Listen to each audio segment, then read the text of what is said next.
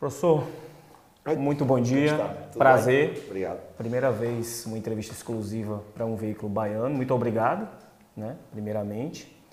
E o senhor está completando 6 meses de Bahia e no Bahia, né, agora neste mês.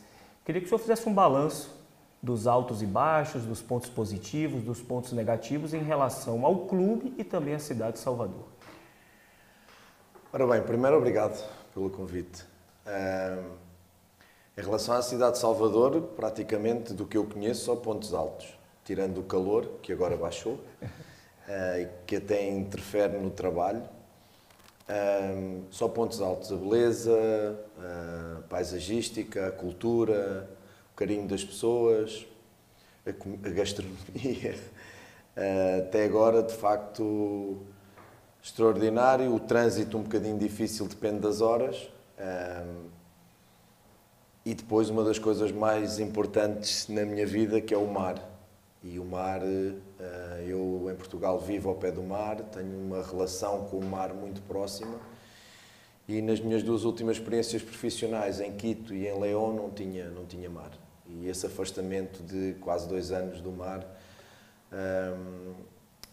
mudou um bocadinho os meus hábitos. E aqui o mar, de facto, está uma das condições que a minha casa fosse, se possível, muito próximo da praia. É isso que acontece. E é onde eu tiro os meus pecados para introspeção e para estar, de facto, a usufruir daquilo que é uma beleza paisagística lindíssima que tem Salvador. O clube, condições de trabalho muitíssimo boas, pessoas também extraordinárias naquilo que é receber informação, também passar informação. Nós tivemos o cuidado também de agregar muita gente para trabalhar connosco e assim é que nós funcionamos. Foi assim no Independiente e foi assim no León. Gostamos de contar com quem está e isso gera uma sinergia muito importante naquilo que são as relações humanas e profissionais no clube. As condições logísticas muito boas. Em termos desportivos, pois um bocadinho altos e baixos, sim. Baixos no início, um arranque atribulado com uma pré-época onde não tivemos grande parte dos jogadores que nós queríamos ter, percebendo que o mercado funciona assim. Não podemos trabalhar a nossa ideia com 80% dos jogadores ou 75% dos jogadores que hoje estão. Portanto, tivemos que pôr essa ideia em prática quando começaram as competições e quando começaram as competições foi a loucura de jogos atrás de jogos, não é? Pagámos uma fatura alta na Copa do Nordeste, porque de facto a concorrência era mais difícil e porque nos pôs à prova num momento difícil, mas eu também assumi desde o início que teríamos que ser, na teoria, favoritos ao estadual. Essa era a competição onde nós tínhamos de facto que fazer prevalecer uma história e um peso de um clube que, ao fim e ao cabo, em 2 anos ainda não tinha ganho essa competição. Conseguimos ganhá-la, portanto, um dos pontos altos. E outro dos pontos altos neste momento para mim é naquilo que eu de facto passei a vida a fazer, evolução de muitos jogadores que estavam com rendimentos mais baixos e que hoje, grande parte, estão com rendimentos muito altos e até surpreendentes para alguns. Claro que não conseguimos fazer isso com todos, há alguns que ainda não conseguimos esse trabalho, não conseguimos equilibrar esse trabalho, mas isso irá com o tempo e também haverá aqueles que não conseguiremos, ou por nós, ou por eles, que não conseguiremos. Mas a grande parte, claramente, sim.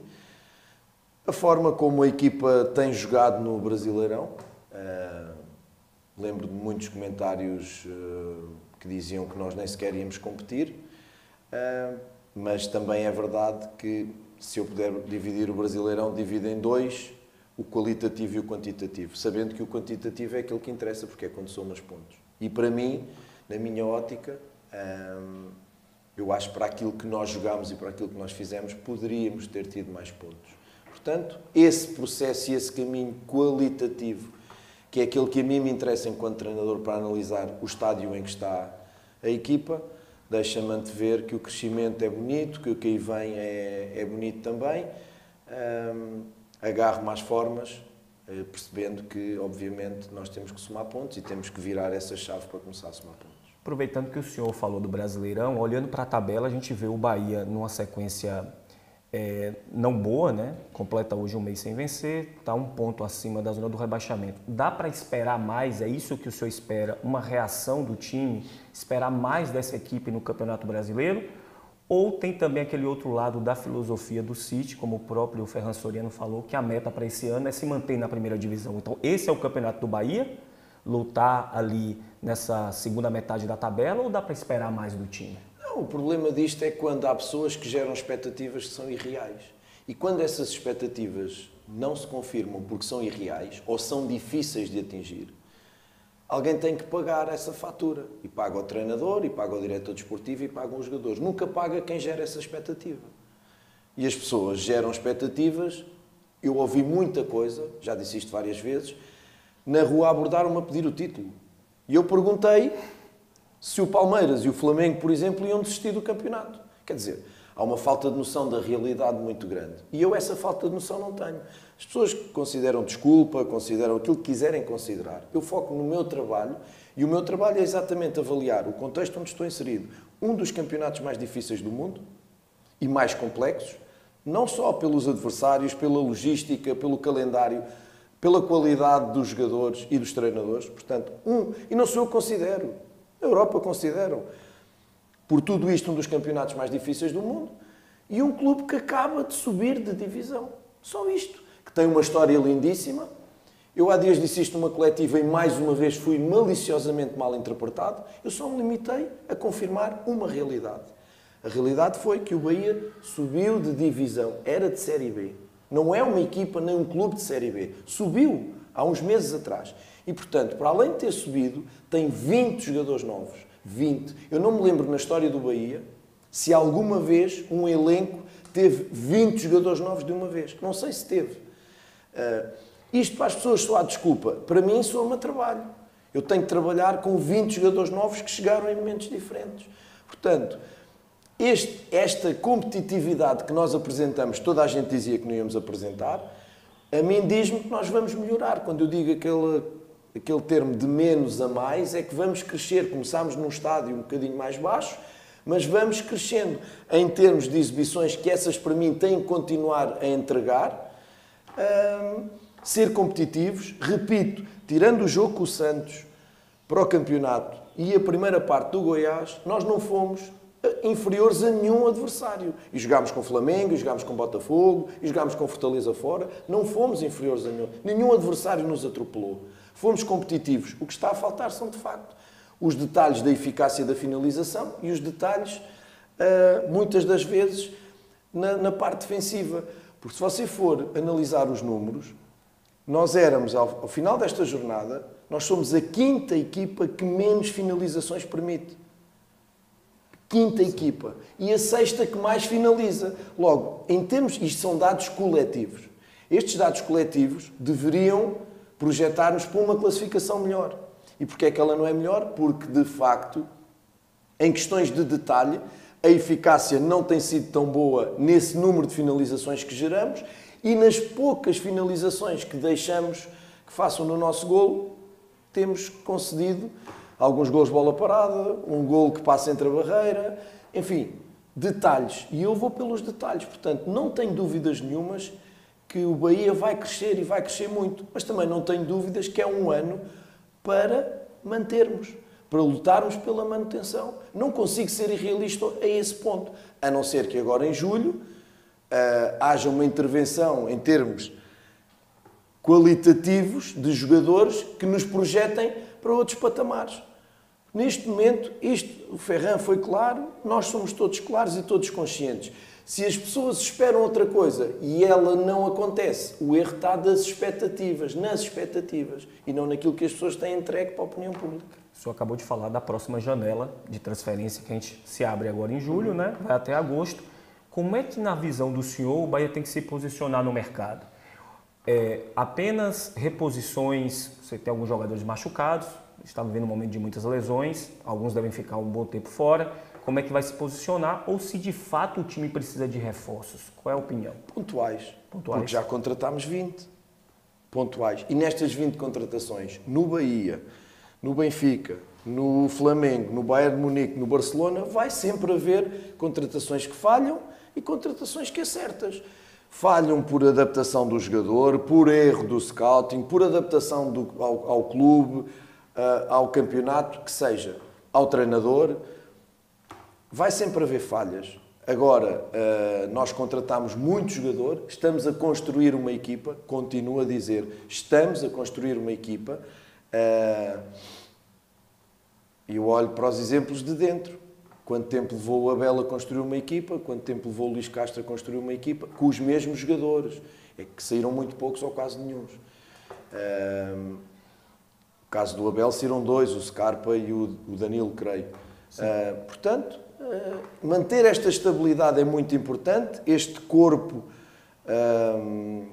principal da equipa, e reforçar de forma pontual. Não tem lógica ser de outra forma. Trazer, de facto, qualidade para aumentar a competitividade e aumentar a qualidade do elenco. O senhor já pode falar para a gente por quanto tempo o senhor não vai poder contar com o Biel e com o Jacaré?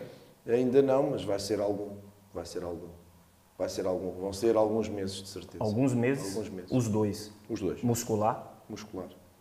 E o senhor acha que nessa janela vai precisar olhar para essas duas questões aí, tanto do Jacaré quanto do Biel? Vamos olhar para essas e para outras. Isso é uma conversa que eu terei com o Carlos, com o Cadu, e que olharemos para no momento exato. Aliás, já estamos a olhar e estas coisas estão a acontecer. Como no futebol nada é fechado, nada é contínuo, de repente tu tens que reorganizar-te, reformular, replanear, e é isso que nós estamos a fazer. O senhor falou de adaptação de alguns jogadores que vêm sofrendo. Dois jogadores chegaram com muita expectativa e essas expectativas não foram correspondidas à altura, pelo menos do torcedor. Eu estou falando do Chaves e do Kaique. São dois exemplos de jogadores que estão tendo essa certa dificuldade de adaptação. São jovens, vieram de fora. Como é que o senhor vê esse momento dos dois? Lá estamos outra vez com as expectativas. Nós olhamos para o Kaique, que de facto é um jogador de tremenda qualidade, mas é um jogador que saiu do Fluminense muito jovem, que chegou ao City e não se conseguiu afirmar, foi para Portugal e num clube que desceu de divisão também não se conseguiu afirmar. Portanto, é um processo de algum tempo sem que o Kaique não tenha jogado com regularidade, não tenha competido com regularidade, e isso é algo crítico para um jogador de futebol, crítico para um jovem, e um jovem que sai do Brasil com umas expectativas brutais, não é? Nós olhamos para o técnico e para o tático, normalmente a análise faz-se nesta forma, mas temos que olhar também para o que anda aqui. Todo o mar de dúvidas que andam na cabeça de um Kaique que de facto sai como uma estrela, porque foi vendido como uma estrela, e que não consegue patamares de rendimento inerentes ou equivalentes a esse estrelato que lhe entregaram. Estamos a recuperar jogadores e esta recuperação é umas vezes mais demorada, outras vezes menos. A qualidade está lá, mas é preciso que eles entreguem um bocadinho mais. Se dedicar mais, se doar mais. É uma questão de dedicar. Se eu disser que eles não se dedicam, estou a dizer que eles são mais profissionais e eu não tenho maus profissionais no meu elenco. Temos que acertar agulhas e muitas delas estão aqui. Muitas delas estão aqui. E daqui eu faço transfer para o Chaves, que é a mesma coisa. O Chaves é um bebé. Nunca saiu do Equador, a não ser para jogar no Independiente. Tinha um contexto extraordinário de uma equipa feita, que joga de olhos fechados, com jogadores numa coluna vertebral que ajudava muito os mais novos, porque o Independiente é uma equipa que insere jogadores jovens de forma contínua e grande, e ele estava na sua zona de conforto, porque tinha uma equipa em que joga de memória, joga de olhos fechados, ainda hoje se vê, e o Chaves, num sistema que eu alterei no Independiente, porque quando cheguei ao Independiente eu jogava em 4-3-3 e eu alterei para a linha de 3, e que ainda hoje joga assim, em que potenciei um Chaves e um Hurtado, que hoje está no Red Bull Bragantino, nesta questão de corredor, sendo laterais, alas. E ele, naquele contexto, voava, e eu, enquanto estive no Independiente, recebi imensas sondagens da Europa a perguntar pelo Chaves. O Chaves mudou toda uma vida, vem para uma realidade diferente, estava num clube que não tem torcida, não tem uma torcida com peso, E aqui o peso da torcida é gigantesco. E quando a torcida decide vaiar e insultar estes jogadores durante o jogo, eu não posso aceitar isso. Quer dizer, eu não tenho que aceitar, eu não posso concordar, não é aceitar, corrijo. Eu não posso concordar com uma situação destas. E já disse, nós temos que olhar para cada caso. Eu não trato esta história de nós tratarmos os jogadores todos por igual, é a maior mentira que existe naquilo que é uma gestão de grupo. É mentira. Eu não trato os jogadores todos por igual. Porque os jogadores são um e um só e têm personalidades diferentes. São pessoas diferentes. Um grito num jogador promove revolta e promove um aumento de rendimento. Um grito num jogador promove que o jogador se feche e baixe o rendimento. Logo aqui eu não posso tratá-los de forma igual. O que as pessoas confundem é que eles têm todos o mesmo objetivo, que é o nosso. Crescer individual e coletivamente para entregarmos exibições e resultados. Esse objetivo é comum. A forma como eu os trato é que é diferente. E, portanto, um jogador que tem estes problemas entra numa fonte nova e se falha 2 passos, cai-lhe o mundo em cima a vaiar e a assobiar. O que é que o jogador ganha? Nada. O que é que a torcida ganha? Ganha um jogador da sua equipa a menos em campo. A partir desse momento jogamos com 10. Mas a torcida não tenha dúvidas disto. Eu não tenho dúvidas nenhumas disto. Nenhumas. A partir do momento em que a torcida se torna hostil para um jogador da sua equipa, há jogadores que aceitam melhor. Eu acredito que se fizerem isso ao Tassiano ou ao Canu, se calhar eles resolvem de outra forma, não é? Porque são jogadores mais experientes. Há outros, é um jogador a menos. E a torcida está a fazer com que a equipa fique a jogar com 10.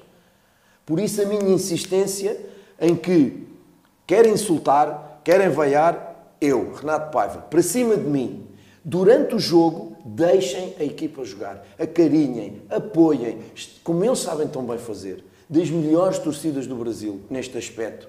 Apoiem durante esse tempo. Intervalo, o jogo parou, manifestem-se, a bem ou a mal. O jogo acaba, manifestem-se a bem ou a mal. Durante, por favor, sejam o 12º jogador. Aqui no Brasil a gente usa uma expressão com a faca no pescoço. Eu não sei se usa isso quando você está muito pressionado. E o senhor vem falando dessa pressão em cima de alguns jogadores, em cima do senhor mesmo. Como é que é lidar com essa pressão no dia a dia de um torcedor que é acostumado a uma cultura de demissão de técnico a cada sequência negativa e do outro lado você tem um grupo City que te dá respaldo e diz, nosso trabalho é a longo prazo, tenham paciência. Como é que é isso aí? Como é que é esse balance na cabeça do Renato Paiva? Vou-lhe fazer uma pergunta. Posso-lhe fazer uma pergunta? Um dia o senhor, Deus queira que não, tem que ser operado ao coração. Certo. E vai lá um pedreiro. Fica satisfeito? Fica contente? Fica tranquilo? Se for lá um pedreiro fazer a cirurgia? Claro que não. Quem tem que avaliar o meu trabalho é o Grupo City. São as pessoas capacitadas para avaliar o trabalho de um treinador. São as pessoas que estão no dia a dia a avaliar o trabalho do treinador. O trabalho do treinador avalia-se na performance coletiva, no desenvolvimento individual dos jogadores, naquilo que tu projetas e dizes. Não é a curto prazo, pode ser a médio ou a longo. Esta é a perspectiva de quem manda, porque agora quem manda são eles. São eles. A torcida tem uma opinião que é imediatista, que é emocional, que é cultural no Brasil. Eu farto-me de ouvir dizer nas televisões isto está mal, mas é o que há. Eu, na Europa, sem querer dividir, se está mal, faça-se para corrigir. Se não, a gente identifica que está mal, passos para corrigir. Não há. A gente limita-se a dizer, não, está mal, mas é assim. Está mal, mas é assim. Então, somos os conformistas todos. Se está mal, intervenhamos para corrigir. Porque, continuo a dizer, 2 exemplos de continuidade, Luís Castro e Abel. São 2 portugueses. Pronto, podiam não ser. Voivoda, para não me chamarem nacionalista. Voivoda. São exemplos de continuidade. Voivoda, o ano passado, andou no rebaixamento muito tempo. Estou correto ou não? Hoje é líder. Então, é a torcida que tem razão? Às vezes tem. Eu não estou a dizer que a torcida não tenha razão. Mas nesta fobia do despedir, é uma coisa que eu não consigo perceber. Ou seja, eu vou ao banco e vou levantar dinheiro e peço 5.000 reais. Vou-me embora e quando vou verificar, a senhora deu-me 3.000 reais, não me deu 5. Eu volto para trás, falo com o diretor e exijo a demissão da senhora. É assim que funciona a sociedade. Enganou-se. Demitimos. Epá, somos todos falíveis. A questão é a continuidade em que falhamos. E é isso que analisa o City. O trabalho diário, que é algo que o torcedor não analisa. O torcedor só analisa resultado. Eu percebo, mas é emocional, não é racional. Portanto, cada um no seu devido sítio, cada um analisará. É um projeto a médio, longo prazo, exatamente por tudo, porque é tudo novo. E eu vou dizer isto centenas de vezes. Eu peço tempo, as pessoas dizem que é desculpa. Se eu, qualquer dia o Abel mata-me, se eu viesse para o Brasil treinar o Palmeiras, este elenco do Palmeiras, eu não ia pedir o mesmo tempo. Porque o elenco está feito. O elenco está feito. Houve uma outra contratação, mas as ideias estão lá. É uma equipa formada, é uma equipa que tem uma ideia, é uma equipa que tem sinergias coletivas, é uma equipa que sabe o que quer. Eu chegaria, poderia pôr a minha ideia, mas iria aproveitar o muito excelente que está o trabalho feito por ele. Chega a uma realidade em que é tudo novo. Só lhe falo em 20 jogadores novos. Uns vêm de Portugal, outros vêm do Japão, outros vêm de outros lados do Brasil, da Bulgária. O treinador vem de Portugal, que passou por Equador e que vem do México. Quer dizer, isto para as pessoas soa sempre a desculpa. Mas porquê? Porque um pedreiro não faz cirurgias ao coração. Nem uma pessoa que faz cirurgias ao coração não faz paredes de uma casa. É tão simples quanto isto. O senhor citou aí o Abel e o Luiz Castro, né? Essa semana passada, final da semana passada, essa semana, a gente teve aí o Renato Gaúcho falando, se tem muita paciência com os técnicos estrangeiros, com os brasileiros, os técnicos brasileiros é diferente. O Abel, na contramão disso, vive reclamando que é perseguido pela arbitragem, por parte da imprensa, justamente por ser estrangeiro. Como é que o senhor se posiciona nesse fogo cruzado entre técnicos brasileiros, técnicos estrangeiros que a gente vive hoje aqui no Brasil? Como sempre me vou posicionar em toda a minha vida e em toda a minha profissão, no equilíbrio e no respeito. O Renato tem o direito à sua opinião, não me fez um ataque direto, eu pelo menos não senti, ele não mencionou Renato Paiva isto. Ele mencionou apenas o Luiz Castro. Mas pronto, que seja. De todas as formas, dizer que há mais paciência para um treinador português ou argentino do que para um brasileiro é uma opinião que para mim não é ofensiva. Não há um ataque pessoal. Nem contra mim, nem contra a classe dos treinadores portugueses. O Abel, se acha que é perseguido pela arbitragem, é uma realidade dele. Eu, com a arbitragem, tenho tido uma relação, e vou ter, porque são 23 anos disto, em Portugal, no Equador e no México. E vou ter aqui também uma relação de enorme respeito pela arbitragem, de enorme respeito pela dificuldade do trabalho deles, de enorme respeito por saber que eles se enganam como eu, que eles erram como eu e os meus jogadores. A partir daí, são opiniões, eu respeito, continuo a não ver isto por bandeiras. O senhor percebe algum tipo de preconceito em relação ao senhor por ser estrangeiro, por ser português aqui no Brasil? De vez em quando tu ouves esse português. Para mim, não é que eu não deixe de ser português, não é que deixe de ser uma realidade. Soa pejorativo. Mas, como é dito, não é? Como é dito, soa pejorativo. Mas são coisas que eu aceito.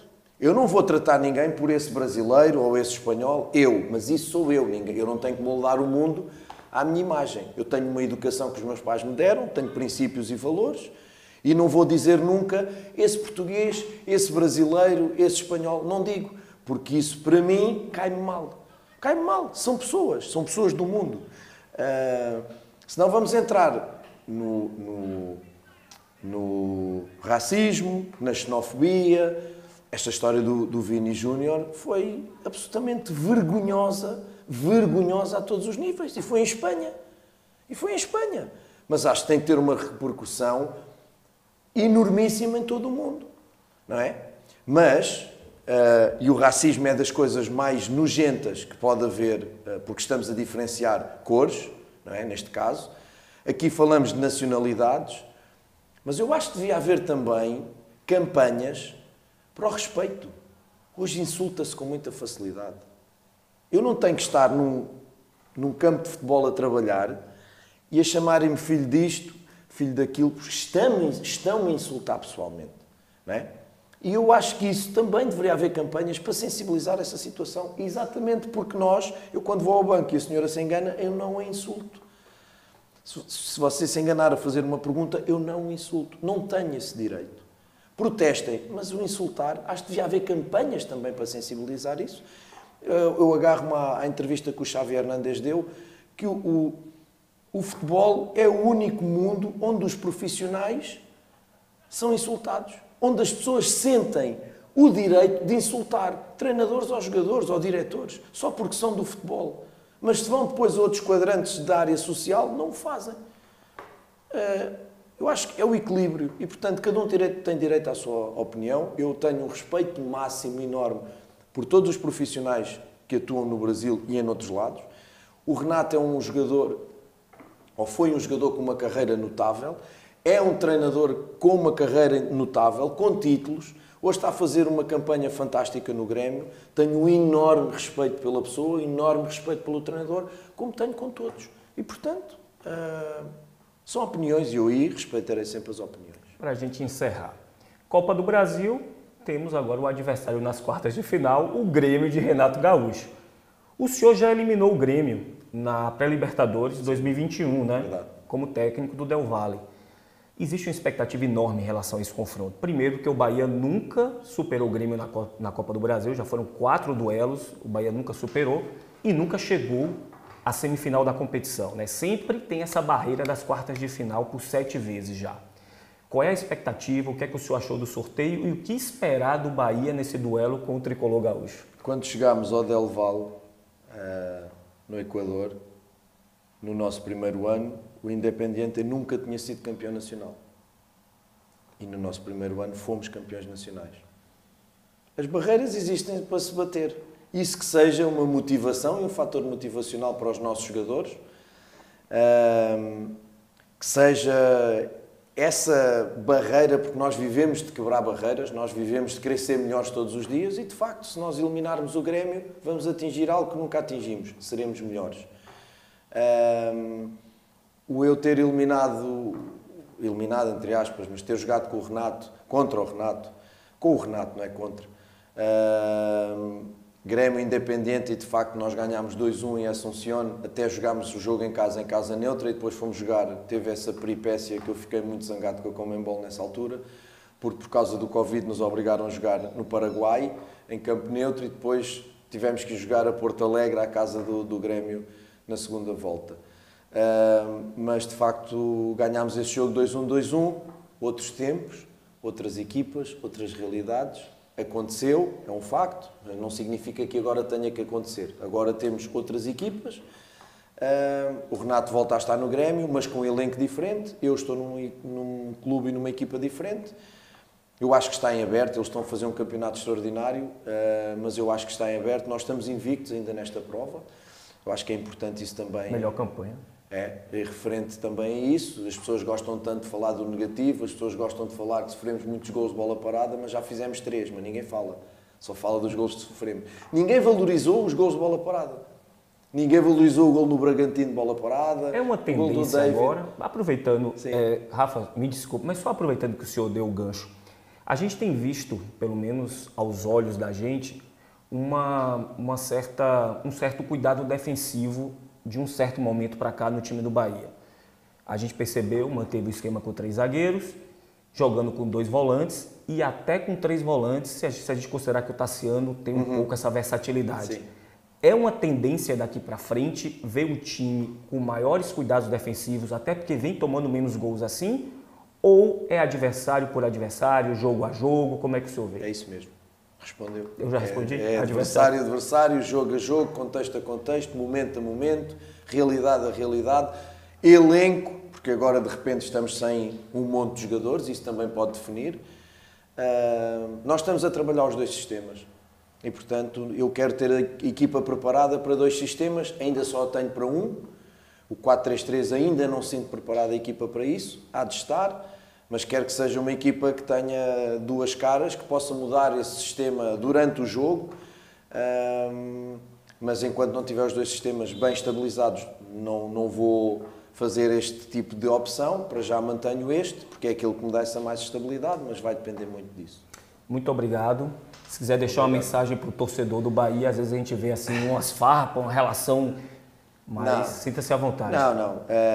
Há bocadinho, quando dizia como é que se vive essa pressão, eu vivo de forma extraordinária porque fecho-me a tudo o que é exterior. Portanto, não... Na rua, felizmente, até hoje, todas as pessoas têm sido super carinhosas. Não tive um problema até hoje em Salvador de alguém que fosse agressivo. As pessoas podem fazer críticas desde que as saibam fazer e eu aceito-as. Gosto muito de ouvir a opinião das pessoas. Não tive nenhum momento grave com ninguém. O resto, redes sociais não tenho e está cheio de treinadores e diretores. Dos 10 anos aos 90, sabem tudo de tudo. Portanto, eu não ligo, fecho-me a isso. Tem a parte feia, que eu até aproveito para dizer, de irem à rede social da minha filha insultar. É muito feio. Eu acho que isto Ela mora no Brasil? Não, mora em Portugal. E é muito feio fazer isto. Muito feio. Torcedores do Bahia entram na rede social da sua filha lá? A minha filha encaminhou-me algumas mensagens muito feias. E, portanto, volto a dizer aquilo que disse para Ela tem quantos anos? 25. E é a sua colega, jornalista. Volto a dizer, centrem-se em mim. Bem, nas redes sociais não tem hipótese, porque eu não tenho e não vou ver. Mas é estes limites que nós estamos a ultrapassar. Estes limites, campanhas de racismo sim, campanhas de civismo. Por que não? Campanhas de civismo. Porque a minha filha não tem culpa. Se o pai é mais competente ou menos competente para a ideia das pessoas, a minha filha não tem culpa. Como é o nome dela? Ana Francisca. Ela é jornalista, faz o seu trabalho e tem uma relação pai-filha. Né? Ela ama o seu pai. E como ama o seu pai, não tem o direito de receber este tipo de insultos, de informação, porque eu sou o pai dela e ela sente isso. E, portanto, é algo feio que eu acho que era evitável. De maneiras que eu fecho-me essa pressão dessa forma, não ouço nada, não vejo nada, pouco vejo de televisão, tenho um assessor de imprensa que me filtra muito o que é informação exterior. A única coisa que eu quero dizer ao torcedor, que eu muito respeito, os que gostam e os que não gostam, para mim são torcedores, é que apoiem os jogadores. Apoiem os jogadores durante os 90 minutos.